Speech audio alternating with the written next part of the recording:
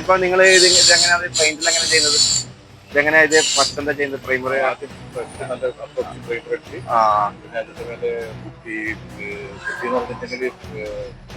Body filler തേച്ച് അത് complete work ചെയ്തിട്ട് പ്രൈമർ അടിച്ച് അതിന്റെ മേലെ സർഫേസ് അടിച്ച് അതിന്റെ മേലെ ബ്ലൂ കോട്ട് ബ്ലാക്ക് നമുക്ക് ഉദ്ദേശിച്ച അതേ കളറിന് കിട്ടുമല്ലേ? ഉദ്ദേശിച്ച അതേ കളർ ഗോൾഡ് ആയാലും എന്തായാലും. ഇത് ചെയ്തതിനാല് കുറെ കാലത്തേക്ക് നല്ല അങ്ങനെ ചെയ്തല്ലേ?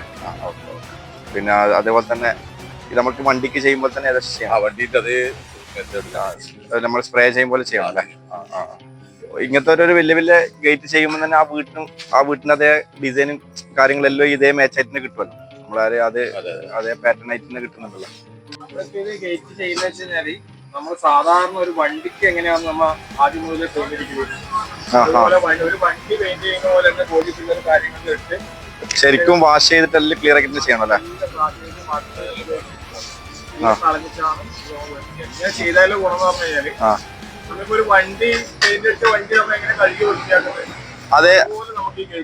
അതേപോലെ ഫിനിഷിങ്ങും അതേപോലെ കാര്യങ്ങളും പിന്നെ നമുക്ക് വേണമെങ്കിൽ നമുക്ക് കഴുകാൻ പറ്റും.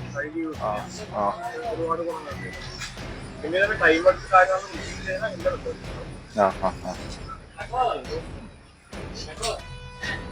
ഒരു വണ്ടി എങ്ങനെ പെയിന്റ് അടിക്കുന്നത് അതുപോലെ അതിലൊന്നും മാറ്റൂല. സ്റ്റാർട്ടിങ് മുതൽ നമ്മൾ എങ്ങനെ പെയിന്റ് ചെയ്യും അതുപോലെ ഇതിപ്പോ എന്താ ഉപയോഗിക്കുന്നത്? പുട്ടിയ ബോഡി ഫില്ലർ അല്ലേ? അത് ബോഡി ഫില്ലർ ഇട്ടിട്ട് തന്നെ നൈസ് ആക്കണം അല്ലേ?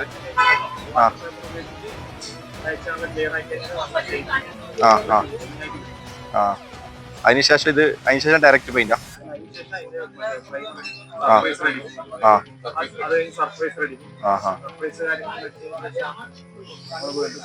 പെയിന്റിങ്ങിലേക്കാണ്.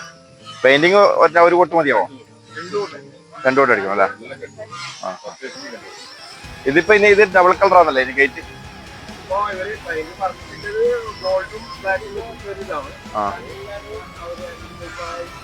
ചെയ്യാൻ ഉദ്ദേശിക്കുന്നത്.